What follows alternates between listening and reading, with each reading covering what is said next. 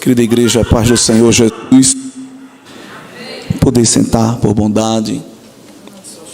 Agradeço a pastor Elias Camilo a amabilidade da recepção, bem como dos demais obreiros, ministros, pastor Uri, presbítero Gilberto, tem nos acolhido também. Me sinto, irmãos, muito honrado com a hospitalidade do nosso pastor, de toda a igreja para comigo e com a minha família. Eu pedi para usar alguns slides, eu creio que os irmãos aí da mídia têm acesso, já pode colocar por bondade. Eu pedi porque a escola bíblica, não é? O caráter do culto hoje é de ensino, não é tanto uma noite de avivamento, é uma escola bíblica, mas evidentemente a palavra de Deus gera efeito em nós. Então, como nós temos a possibilidade de usar o material, isso é coisa de professor, então vamos utilizar esse recurso que vai nos ajudar. O tema que os irmãos escolheram é um tema apologético, e aqui nós não temos só jovens e adolescentes, tem irmãos de várias faixas etárias, tem o ministério da igreja, e todos nós como crentes precisamos estar fundamentando cada vez mais a nossa fé, enrijecendo aí este fundamento teológico, ainda que a gente não tenha acesso a um curso de teologia completo, mas só em estudar as escrituras nós teremos acesso, evidentemente, às principais doutrinas, os principais ensinos que fundamentam a nossa fé, para que possamos nos posicionar nessa geração que o texto básico que vocês escolheram, utilizado do apóstolo Paulo ali em Filipenses, chama de corrompida, chama de perversa, em outras traduções, degenerada. E nós, como igreja, devemos nos apresentar diametralmente oposto a isso, como Paulo fala ali, dentre três palavras, sinceros. E o sincero ali no original significa puro, sem ser adulterado, sem mistura.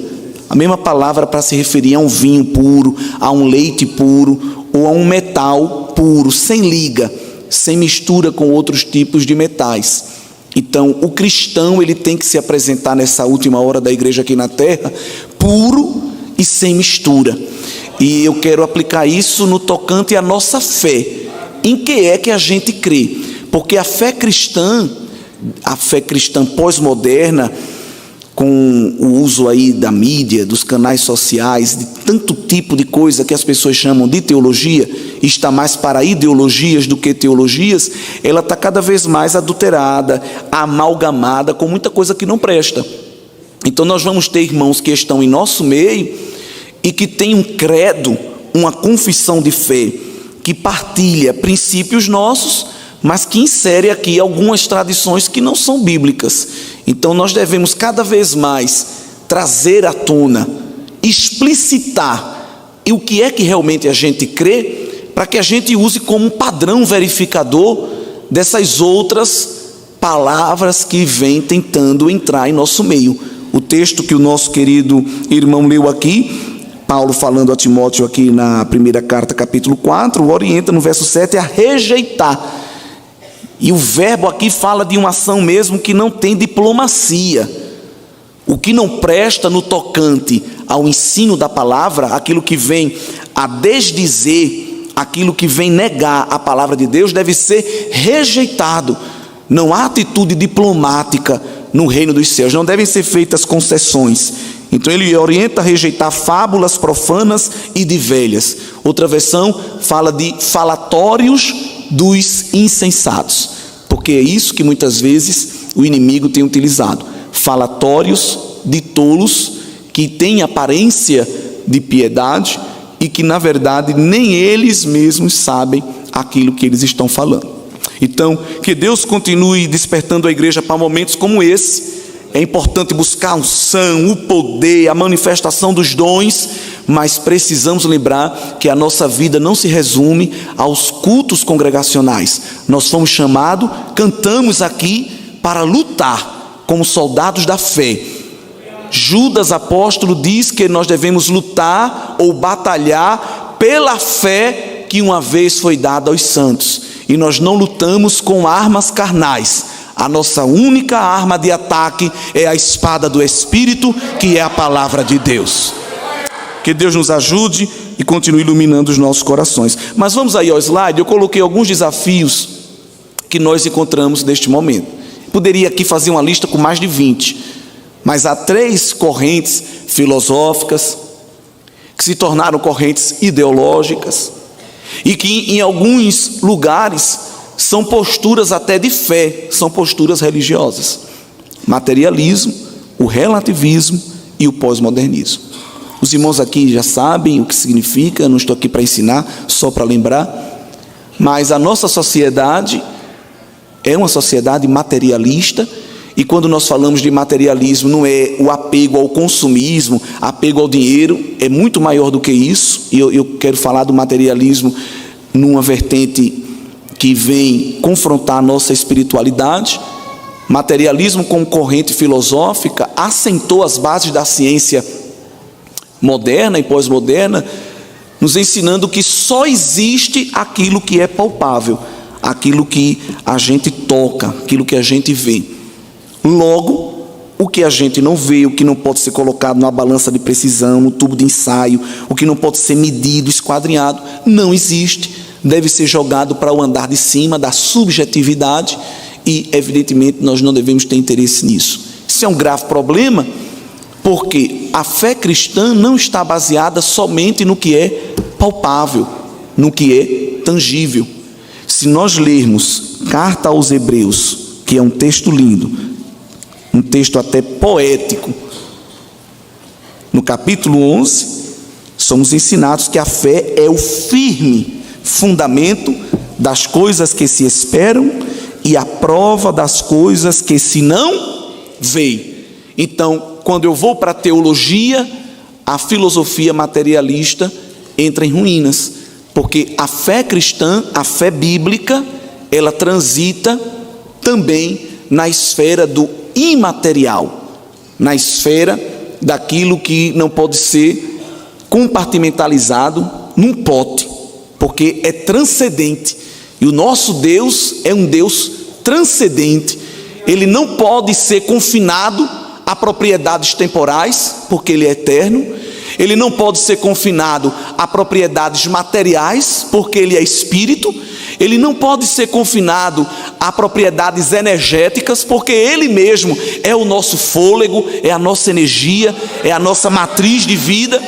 Então Deus, Ele criou matéria, tempo e energia, mas ficou fora de tudo isso, não é? Paulo, falando ali aos Areopagitas, ele disse que é em Deus que nos movemos, é em Deus que existimos, é Ele que nos dá essa energia para nós respirarmos. Então, o Deus da Bíblia é um Deus transcendente, é um Deus eterno, é um Deus em espírito, que não é restringido por propriedades físicas, químicas, biológicas, geológicas ou nenhuma outra, mas é um Deus imanente. Embora habite na luz inacessível, embora habite num alto e sublime trono, Ele também habita com o quebrantado, com o contrito, com o fragilizado, porque na sua imanência Ele é um Deus relacional. Então é um grande mistério, porque embora Ele transcenda todas essas propriedades, Ele usa essas propriedades para se relacionar conosco.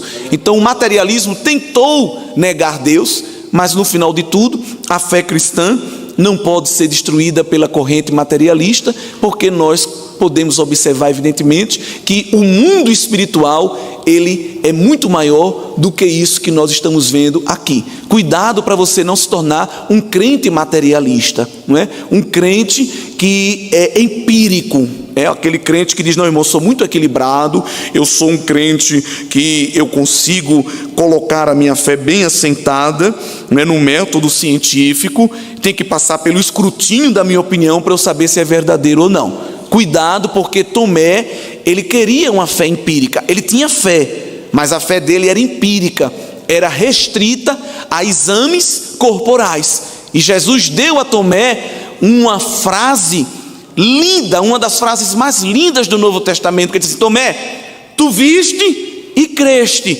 mas bem-aventurado é um povo que não viu, mas creu. Glória a Deus. Outro desafio que nós estamos vivendo, esse desafio é seríssimo, É a segunda palavra que coloquei no slide, é o relativismo. E o relativismo, irmãos, ele começa muito lá atrás, mas ele tem o seu apogeu, ele está tendo o seu apogeu neste momento da pós-modernidade que nós estamos vivendo, não é? O relativismo defende que não há absolutos, não há absolutos morais, a própria verdade não pode ser considerada absoluta, não há fundamentos. Há uma pergunta de um salmista muito forte: ora, removidos os fundamentos, o que poderá fazer o justo? Não é? Aonde não há fundamento, a consequência é ruína. Nunca se esqueça disso. O mundo pós-moderno acusa todo e qualquer cristão de fundamentalista. Se você nunca foi chamado de fundamentalista, é porque você ainda não entrou na guerra. Pode ficar sério. Se as pessoas somente fazem coração para você, lhe dão beijinhos e colocam emotions nas conversas de anjinho, de coração, de sorriso, você ainda não está em guerra. Porque quando você se posicionar, o mínimo elogio que você vai receber: você é um fundamentalista. E às vezes, por querermos fazer concessões, por querermos ser diplomáticos com o império do mal, não, eu não sou fundamentalista não, deixa eu me desculpar, deixa eu me explicar. Não, olhe, eu oro, mas eu não oro de joelho não, porque isso é coisa de crente antiquado, não é? Não, eu dou glória, mas eu não dou glória alto não, eu sou um crente mais equilibrado. Não, eu sou da Assembleia de Deus, mas eu não me envolvo naquele movimento não. Você está negando a fé e está negando a Cristo. Cuidado para naquele dia também não ser chamado de um desconhecido dele. Quando alguém lhe chamar de fundamentalista, diga: muito obrigado. Muito obrigado por reconhecer que eu estou fundamentado em uma rocha intransponível, a rocha dos séculos, a rocha eterna, aleluia, a pedra angular.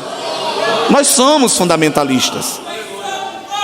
Nós estamos firmados em fundamentos, neste firme fundamento da nossa fé, que não é apenas uma fé experiencial, de arrepios, de visagens, mas é uma fé racional, é uma fé pensante, é uma fé salvífica, não é? A fé vem pelo ouvir, e ouvir o quê? Anedotas? Testemunhos? Revelamentos? Não, palavra. A palavra vai gerando esta razão, combinada com a emoção do Espírito. Isso é ser crente, glória a Deus. Mas o mundo secular odeia os absolutos, principalmente os absolutos morais, o absoluto do certo e do errado. Porque se há absolutos morais, se há um padrão de certo ou errado, eu sou obrigado a fazer o certo. E aí o que é que o mundo secular diz? Não existe absolutos morais. Aliás, nem a verdade é absoluta. A verdade é uma questão de ponto de vista. Se não há absolutos morais, se não há fundamentos firmes e sólidos, eu sou agora a autoridade final daquilo do que é certo ou errado. O certo e o errado é uma questão subjetiva. Eu é que dou a palavra final do que é certo e o que é errado. Então eu disse aos irmãos que o relativismo começou lá atrás, não é novo. Ele está no seu apogeu agora. A prova de que ele não é novo é a denúncia do profeta messiânico. Veja, Isaías já estava tendo que profetizar apologeticamente contra o relativismo. Olha o que Deus fala na boca dele no capítulo 5, capítulo 5, versículo 20. Ai! E os irmãos sabem que quando Deus começa falando com essa interjeição, ai, é ai mesmo. Não queira experimentar. Ai dos que ao mal chamam bem, e ao bem mal, que fazem da escuridade luz e da luz escuridade, fazem do amargo doce e do doce amargo. Deus odeia, rejeita, abomina o relativismo. Deus é o Deus de absolutos morais. Para Deus certo é certo, errado é errado. Porque isso está firmado aonde? Na sua palavra. E a sua palavra é inerrante. Jesus orou ao Pai, a oração sacerdotal: Pai, santifica-os na verdade, a tua palavra é verdadeira. Foi assim que ele disse? Ele não disse que a palavra de Deus é verdadeira. Ele não adjetivou ela assim, porque se ele disse que a palavra é verdadeira, ela tem que passar pelo escrutínio de algo maior. E a palavra não passa pelo escrutínio de nada nem de ninguém. Ela é o próprio escrutínio. Então ela não é adjetivada como verdadeira, ela é substantivada como a verdade. E Jesus disse: eu sou o caminho, a verdade, a vida. Ninguém vem ao Pai se não for por mim. Pode ir em Varanasi, pode ir em Lourdes, pode ir em Xangai, pode ir em qualquer lugar, mas ao Pai não tem vários caminhos, só há um. O Evangelho é exclusivista no tocante ao acesso à salvação. Presta atenção, eles também nos elogiam de exclusivistas, e quando chamar, não diga, não, eu sou inclusivista. Não diga isso, não, eu sou mesmo. No tocante ao acesso ao Pai, nós somos exclusivos. Só Jesus e nada mais, o resto é resto.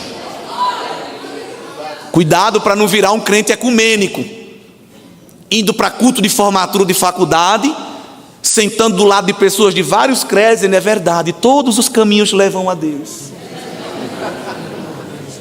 Cuidado. Se você está dizendo isso publicamente, lembre-se do que Jesus poderá dizer de você publicamente naquele dia. Meu Deus. Aí, se você se posicionar como fundamentalista e como exclusivista no tocante à salvação em Cristo, aí vai vir no mínimo o terceiro elogio que você receberá: intolerante. E aí os irmãos já sabem como se posicionar. Mas, queridos irmãos, para o Senhor Jesus, para Deus Pai, para a igreja, há sim uma verdade absoluta e absolutos morais. Mas você pega um professor desse, militante do relativismo, que diz, não, certo e errado é uma questão de ponto de vista. Até o dia que um aluno pegar uma chave, riscar o carro desse professor todinho no estacionamento, e quando o professor olhar, enfurecer e disser, o que é isso? Não, isso aqui é uma arte. Do meu ponto de vista, não, isso é errado. Não é errado. Eu estou fazendo arte. Aí, o relativismo dele cai de água abaixo. Não precisa fazer 4 anos de filosofia em Harvard para derrubar o relativismo. Você derruba o relativismo com um silogismo, que os irmãos sabem o que é. 3 curtas frases, uma ferramenta filosófica fantástica. Não existe verdades absolutas. Frase 1. Frase 2. Esta frase é uma verdade. Frase 3. Logo, dizer que não existe verdade absoluta não pode ser uma verdade absoluta. Aí destrói. Ou então ao contrário, toda verdade é relativa. Frase 1. Frase 2, esta frase é uma verdade. Frase 3, logo, toda verdade é relativa, também é relativa. Destruiu o relativismo. Não precisou fazer 4 anos de faculdade. Então, evidentemente, quando nós vamos para as Escrituras, temos as ferramentas para vencer tudo isso. O inimigo não conseguiu, aí levantou a terceira bandeira, que é a bandeira do pós-modernismo. Esse aí é terrível. Pós-modernismo tem uma grande ferramenta ideológica ali na escola de Frankfurt. Os irmãos sabem, no século passado, um conjunto de autores acadêmicos, franceses, alemães, americanos, se reuniram ali naquela escola, que os irmãos sabem, parece que ela veio do andar de baixo, porque o que saiu dali de ideologia, até hoje, está corrompendo e degenerando cada vez mais a nossa sociedade. E a bandeira do pós-modernismo, ele tem 4 grandes pilares, só vou falar de um. Quando você lê Michel Foucault, Jacques Derrida, eu estou falando isso, irmão, porque isso não dá para pregar em culto e avivamento. Então, eu estou amando essa oportunidade, porque a gente vai poder falar essas coisas. Quando a gente lê esses autores, a bandeira que eles levantam é a bandeira da desconstrução. E o principal elemento que eles usam é o texto. Para eles, não existe um texto absoluto. Todo texto pode ser desconstruído em um outro contexto, a partir da autoridade do intérprete. Veja, isso começa numa escola filosófica, mas vai desembocar nas escolas teológicas. Em que sentido? Para os pós-modernistas, a autoridade final do que o texto diz não é do autor, é do intérprete. É o famoso ponto de vista. Não, segundo o meu ponto de vista, eu não interpreto assim. Quantas vezes em sala de aula de escola dominical tem um arauto do pós-modernismo querendo se levantar contra o professor, se levantar contra outro irmão que está dizendo, não, mas o texto diz assim, mas o meu ponto de vista, grande coisa o seu ponto de vista, não é nada. Nós estamos fundamentados não é em ponto de vista de teólogo, nós estamos fundamentados na rocha, a rocha que suporta o temporal, a ventania, a palavra de Deus que é eterna, viva, eficaz e infalível. É esta palavra que nós estamos fundamentados. Cuidado com o eu lírico. a subjetividade do leitor-intérprete. Inclusive, quem lê a Bíblia deve chamar na sua leitura sempre um companheiro. Quem aprendeu a ler Bíblia de verdade, não como um acadêmico, para analisar, mas para meditar, tem que convidar um companheiro, chamado Espírito Santo. Vem cá, amigo, porque tu sabe o que o autor falou na revelação, agora vem dizer para mim o que ele está falando na iluminação. Abre meus olhos, abre o meu entendimento, aleluia. Precisamos de gente, irmão, que lê a Bíblia com o coração afogueado, com as lentes do Espírito Santo de Deus, uma leitura viva. Porque tem muito crente metido que não, porque eu li, porque eu vi o grego, eu vi o hebraico, eu vi o aramaico, eu conheci até os hieróglifos egípcios, mas isso não produz vida. Ele fica só naquele nível do academicismo, triunfando na soberba do seu conhecimento, mas isso não produz efeito. Mas quando a leitura vem acompanhada com o Espírito Santo, o irmão pode chamar Jesus até de Jesus, mas ele vem com a autoridade do céu. Glória a Deus. Então não estou fazendo aqui apologia a analfabetismo, mas também não estou fazendo apologia a academicismo. Sejamos crentes equilibrados. Estude, irmão, estude até seu olho cair do olho, do globo ocular. Estude até você ficar tonto, mas não perca devoção, não perca o fervor.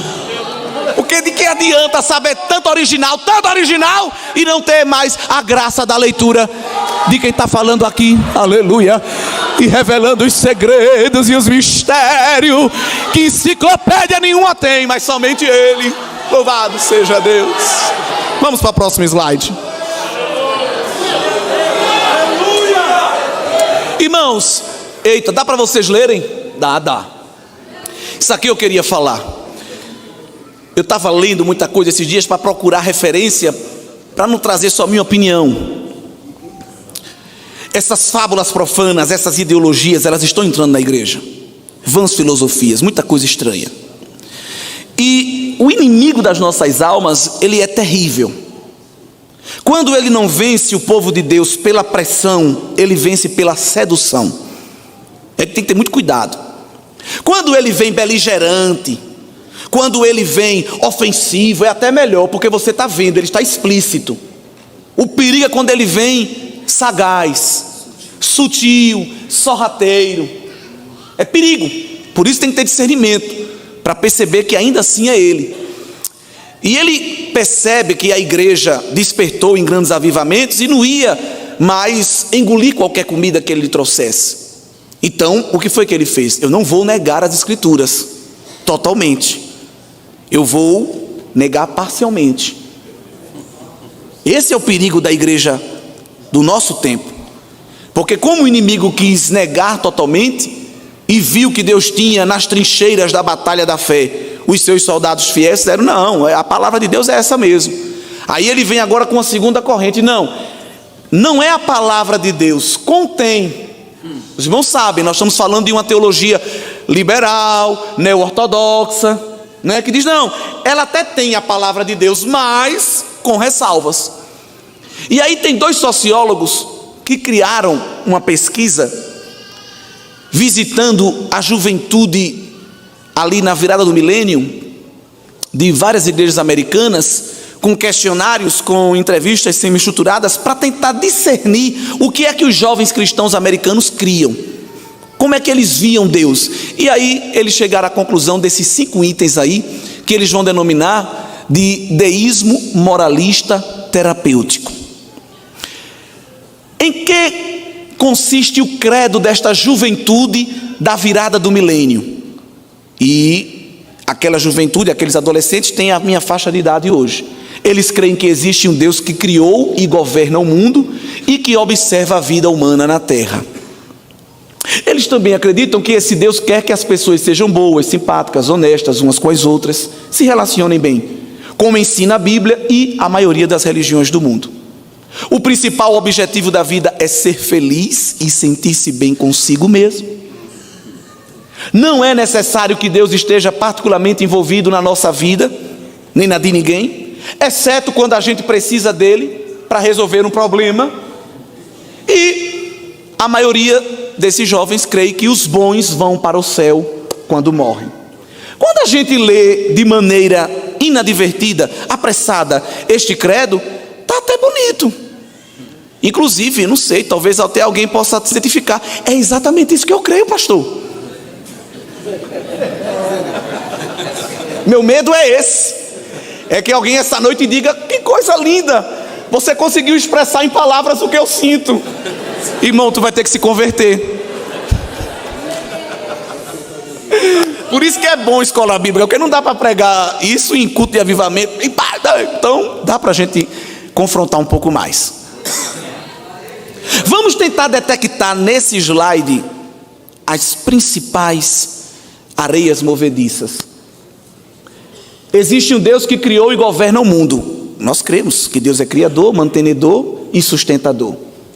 Mas o deísmo acredita que Deus é uma espécie de relojoeiro ou de arquiteto. Ele fabricou, fez, mas deixou a esmo, deixou ao acaso, que vem traduzido naquela expressão, que observa a vida. Ele vê, mas ele não tem poder para agir. Isso desembocou no teísmo aberto. Deus, ele não tem poder para alterar a história. Ele nem sabe o que vai acontecer no futuro. É o que crê o teísmo aberto. E tem gente na igreja até acreditando nisso. Esse segundo item também é perigoso. Deus quer que as pessoas sejam boas, por isso eu tenho que me dar bem com todo mundo. Eu não quero entristecer ninguém com meus posicionamentos, porque Deus quer que a gente seja, na verdade, grandes amiguinhos. Ah, olha o perigo. Como ensina a Bíblia. Sim, a Bíblia ensina a amar o próximo como a mim mesmo. E como a maioria das religiões do mundo, a grande massa da virada do milênio tem um forte apelo ecumênico. E cuidado, quem levanta a bandeira de que todas as religiões são iguais e levam a Deus, é a mesma coisa, essa é a bandeira do anticristo. E o mistério do anticristo, o ministério dele já está operando no mundo. Qual é o discurso do anticristo? Igualdade, direitos iguais, preservação, paz mundial. E nós temos que entender que ser cristão é um chamado ao amor a Deus e ao próximo. Mas em amar a Deus, as escrituras nos dizem que a reboque, consequentemente, isso vai gerar inimizade. Com quem? Com quem, igreja? O apóstolo João ensina isso. Com o mundo. Mundo ali não é tanto a humanidade, as pessoas, porque o desejo de Deus não é que nós nos tornemos inimigos de ninguém. Mas o mundo ali é o sistema babilônico, é o sistema corrupto. Então vai aqui uma ressalva. Se você está se sentindo bem e alegre, porque todo mundo lhe ama, todo mundo lhe abraça, do mundo, do sistema babilônico, é porque você ainda não está se posicionando. Você está sendo confundido com um deles. Todo crente que se posicionar na Babilônia, em algum momento vai atrair para si oposição e resistência. Em algum momento vai. Se prepare. Quando Daniel chegou na Babilônia, ele achou graça aos olhos de Aspenaz. Oh, que bênção seria se fosse assim para sempre. Olha que coisa boa. Deus abriu a porta, sou amigo do chefe do eunuco, mudei até o meu cardápio. Oh, glória a Deus, que isso é bom, irmão. Crente é assim, vive bem com todo mundo. O segredo é a paz. Mas lá na frente, um posicionamento ia gerar ira, ia gerar raiva, ia gerar uma atitude que ia colocar a vida em risco. Qual foi a atitude? Não, essa música aí a gente não dança não. É pior que a gente não dança. Eita glória! Mas dezenas de milhares dançam. Então você deveria estar satisfeito. Você tem dezenas de milhares se dobrando. Nós somos só 3. Isso aí não entra nem como porcentagem de desvio padrão. Essa porcentagem a estatística nem vai levar em consideração. Mas a raiva da Babilônia é essa.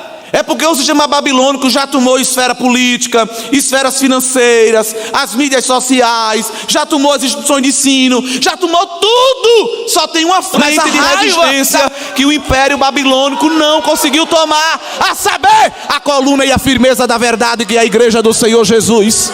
Nós somos só 3 de pé no meio de uma multidão dobrada e prostrada, e o inimigo está enfurecido. Mas continue posicionado, porque se for preciso, o Senhor vem ao teu encontro pessoalmente para te dar livramento por causa do teu posicionamento.